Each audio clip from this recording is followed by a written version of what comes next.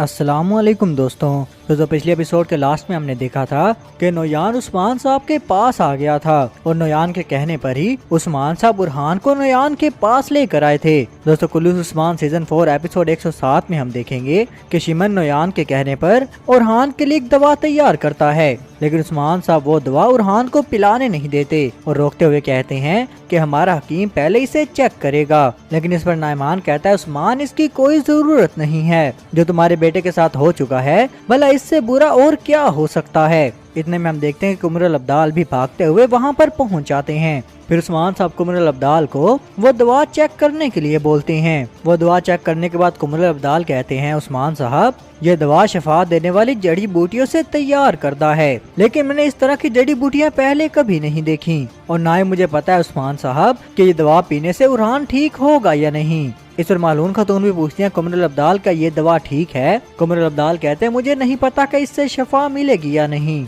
लेकिन इस दवा में मुझे कोई भी जहर नहीं नजर आ रहा। इस पर नाइमान भी कहता है उस्मान मेरा यकीन करो ये इसी जहर का इलाज है। फिर उस्मान साहब के कहने पर वो तिरयाक कुमरुल अब्दाल अपने हाथों से उरहान को पिलाने लगते हैं और फिर दवा पिलाने के बाद कुमरुल अब्दाल उरहान को वहाँ से ले जाते हैं। उरहान के जाने के बाद उस्मान साहब नोयान को कहते हैं नोयान तुम यहाँ पर मेरे बेटे का इलाज करने के लिए नहीं आए हो, अब मुझे बताओ कि तुम यहाँ पर क्यों आए हो। उसके बाद हम जंगल में कुछ बाज़ंतीनी सिपाहियों को देखेंगे। ये सिपाही कुस्तुनतुनिया से आ रहे थे और लोफ की मदद के लिए एनागोल किले जा रहे थे और वहीं पर हम तुर्गुत साहब को देखते हैं जो उनके रास्ते पर घात लगाकर बैठे हुए थे।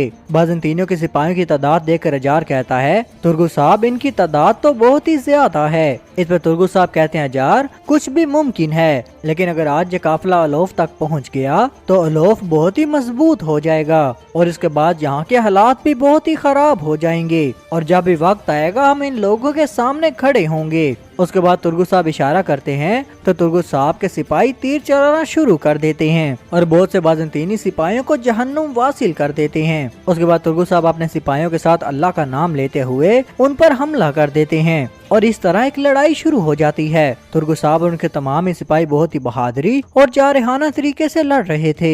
उसके बाद हम काई कबीले में देखेंगे, यहाँ पर उस्मान साहब और नाइमान के सामने एक नक्शा पड़ा हुआ था। नाइमान उस्मान साहब को अपनी चाल बताते हुए कहता है कि मेरी इस चाल के जरिए वालदा सुल्तान और तमाम सरदारान अपने हथियार फेंक देंगे और उस्मान साहब कोई भी जंग बाकी नहीं रहेगी। लेकिन अब मान लो उस्मान कि अगर मैंने हमला करने का सोच लिया है तो मुझे बताओ कि तुम अपनी जमीन की हिफाजत किस तरह करोगे।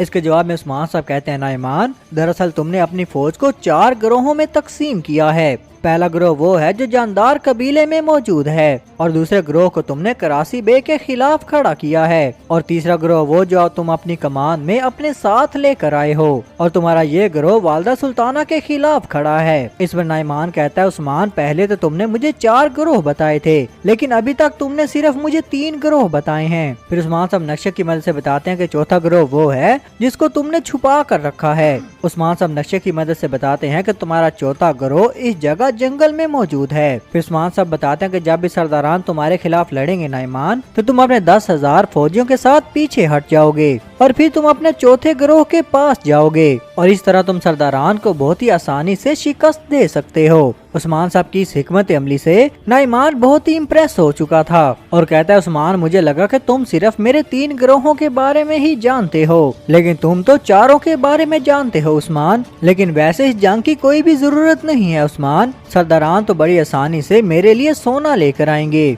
और अब मुझे बताओ उस्मान कि अगर तुम सरदारान की क़यादत करो तो तुम क्या करोगे। इस पर उस्मान साहब कहते हैं नाइमान ये हमारी जगह है, हम तंग रास्तों को जानते हैं और हम वो दरिया भी जानते हैं जो तुम्हें रोकेंगे। उसके बाद हम जंग के मैदान में तुर्गुत साहब को देखेंगे, वहाँ पर लड़ाई जारी थी। तमाम तुर्क सिपाही बहुत ही जारहाना तरीके से लड़ते हैं और तमाम बाज़ंतीनियों को जहन्नुम वासिल कर देते हैं। उसके बाद तुर्गुत साहब उनके कमांडर को जिंदा पकड़ लेते हैं और कहते हैं कि अब तुम अलोफ के पास जाओगे और उसे जाकर मेरा पैगाम देना कि मौत तुम्हारा इंतजार कर रही है अलोफ। उसके बाद तुर्गुत साहब माले गनीमत की तरफ बढ़ते हैं। कई हथियारों के साथ उन्हें माले गनीमत में बहुत सारा सोना भी मिला था।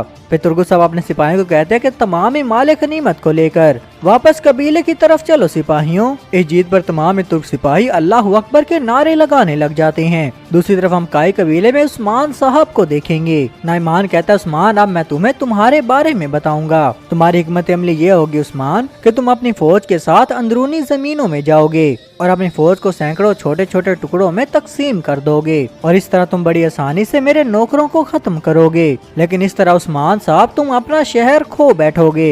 इस उस्मान साहब कहते हैं नाइमान अभी तुमने जो भी कहा मैं वो कुछ नहीं करूँगा और अगर तुम देखना चाहते हो नाइमान कि मैं क्या कर सकता हूँ तो तुम इसके बारे में कोशिश कर सकते हो, लेकिन मेरी हरकतें फिलहाल खुफिया हैं। इतने में हम देखते हैं कुमर अब्दाल भागते हुए वहाँ पर आ जाते हैं और कहते हैं उस्मान साहब बुरहान को अपनी टांग महसूस हो रही है। ये सुनकर उस्मान साहब काफी हैरान और बहुत ज्यादा खुश हो जाते हैं। वो अल्लाह का शुक्र अदा करते हैं और कहते हैं कुमर अब्दाल ये तुम क्या कह रहे हो। उसके बाद उस्मान साहब नाइमान का भी शुक्रिया अदा करते हैं। इस पर नाइमान कहता है उस्मान साहब हम कत्ल और सेहतियाबी दोनों ही देते हैं। उस पर उस्मान साहब कहते हैं नाइमान मैं तुम्हारी मेजबानी करना चाहता हूँ, आज रात तुम मेरे मेहमान ही बनो। इस पर नाइमान कहता है उस्मान मैं कोई आसान मेहमान नहीं हूँ, क्या तुम मेरी मेहमान नवाजी कर सकोगे। इस पर उस्मान साहब बुरहान को कहते हैं कि नाइमान के लिए बेहतरीन खैमा और बेहतरीन बिस्तर तैयार करो, आज रात कमांडर यहीं पर रहेंगे। फिर नाइमान के जाने के बाद उस्मान साहब फौरन ही बुरहान के पास पहुंच जाते हैं। बुरहान भी बहुत ही खुश था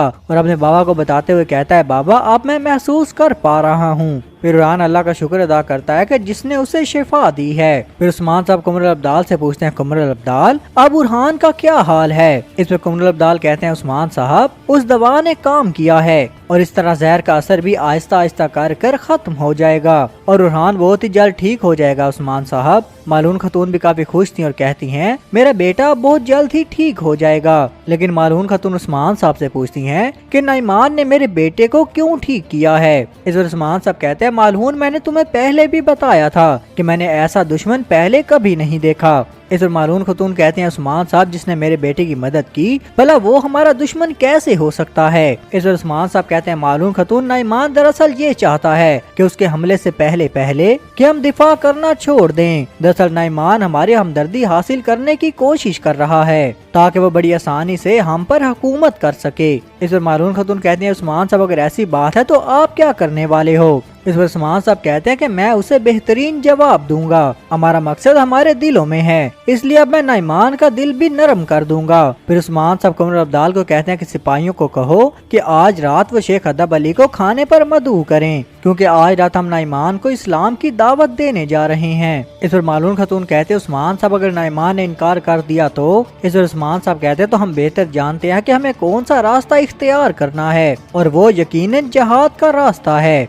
लेकिन मुझे पूरा यकीन है मालून खतून कि जो शख्स यहाँ पर हमें मारने आया है वो हमारे साथ ही जिंदगी पाएगा। उसके बाद हम मैना गोल किले में देखेंगे जहाँ पर जेर कुताई कहता है कि अलोफ अभी तक नहीं जान पाया कि उसके हथियारों वाले गोदाम को किसने उड़ाया है और लेकिन अब ओलोफ ज्यादा मोहतात रहेगा और अब हमें ओलोफ के और ज्यादा करीब होने की जरूरत है। इस पर पादरी अलगन खातून को कहता है कि ओलोफ ने फ्रिक को ईसाई बनाने के लिए आपकी मदद मांगी है अलगन खातून, क्या ऐसा ही है ना। इस पर कहती है ऐसा ही है लेकिन अभी तक तो बाला खातून ने फ्रिक को पकड़ लिया होगा। इस पर पादरी कहता है अलगन खातून इस वक्त ओलोफ को आपकी और ज्यादा जरूरत है। दरअसल वो चाहेगा कि आप फ्रिक के लिए दुआ करें और इस तरह हम ओलोफ को इस्तेमाल कर सकते हैं। लेकिन इस पर जेर कुताई कहता है कि ये आइडिया मुझे बिल्कुल ही पसंद नहीं आया। वो अलगन खातून को कहता है कि तुम्हें तो और ज्यादा होशियार रहना होगा क्योंकि सरदार ने तुम्हें मुझे अमानत सौंपा है। उसके बाद जब वो लोग कमरे से बाहर निकलते हैं तब वही बाजंतीनी कमांडर जिसको तुर्गुत साहब ने जिंदा छोड़ दिया था वो वहाँ पर आ जाता है।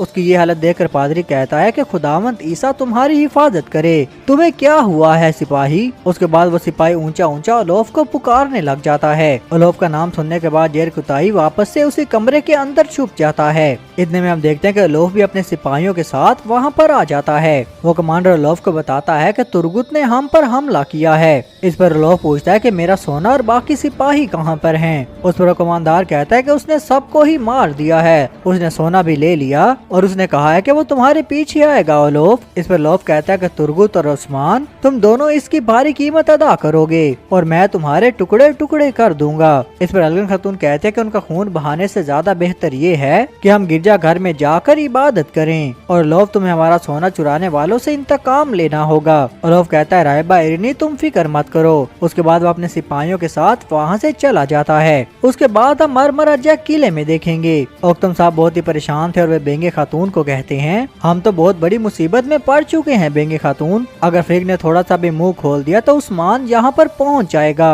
और फिर ना ही शादी ना ही अल चिचक और ना ही आख तैमूर बचेंगे। बेंगे खातून तुमने जो भी किया है उससे हमारी जानें भी जा सकती हैं और तुम्हें ऐसा भी लगता है जब वालदा सुल्तान को फ्रिग के बारे में पता चलेगा तो वो आगे से कुछ नहीं करेगी। इस पर बेंगे खातून कहती है ओक्तम साहब ये तो मैं जानती हूँ, आप मुझे कुछ ऐसा बताएं जो मैं ना जानती हूँ। अब मैं खुद जाऊंगी और वालदा सुल्तान से बात करूंगी। इस पर ओक्तम साहब और ज्यादा गुस्सा करते हैं और कहते हैं बेंगे खातून तुम वालदा सुल्तान को जाकर क्या बताओगी? क्या तुम ये बताओगी कि तुमने ही फ्रिग को फंसा लिया है और तुम्हें क्या लगता है कि वालदा सुल्तान तुम्हें बचा लेगी? इस पर बेंगे खातून कहती है कि ओक्तम साहब वालदा सुल्तान इतनी आसानी से मेरी जान नहीं ले सकती और मुझे ये भी मालूम है कि फ्रिग सब कुछ जानती है। और आपको क्या लगता है ओक्तम साहब क्या मैं फ्रिग के बोलने तक यहाँ पर चुपचाप बैठी रहूंगी? उसके बाद हम देखते हैं कि ओक्तम साहब के बुलाने पर एक सिपाही इजाजत लेकर अंदर आ जाता है और कहता है ओक्तम साहब तमाम सामान आ चुका है और बाकी तलवारें रास्ते में ही हैं और आपने जो बाकी सिपाही बुलाए हैं वो भी आ रहे हैं ओक्तम साहब।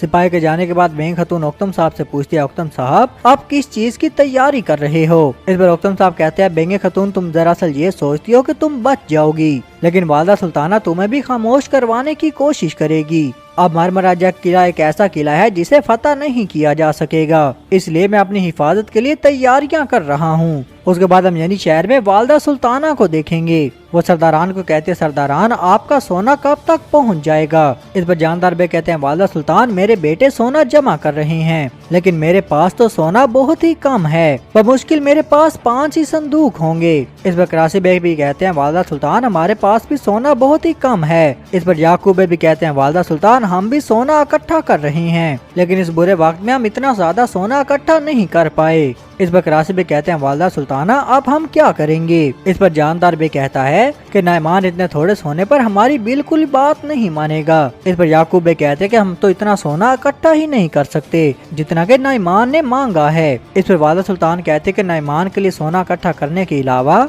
हमारे पास कोई और दूसरा रास्ता नहीं है। अगर हमें सोने की जरूरत पड़ी भी तो हम उस्मान साहब के पास भी जाएंगे। तो दोस्तों यहीं पर इस एपिसोड का इख्तिताम होता है। अगर आपको हमारी वीडियो अच्छी लगी है तो लाइक शेयर और सब्सक्राइब जरूर करिएगा।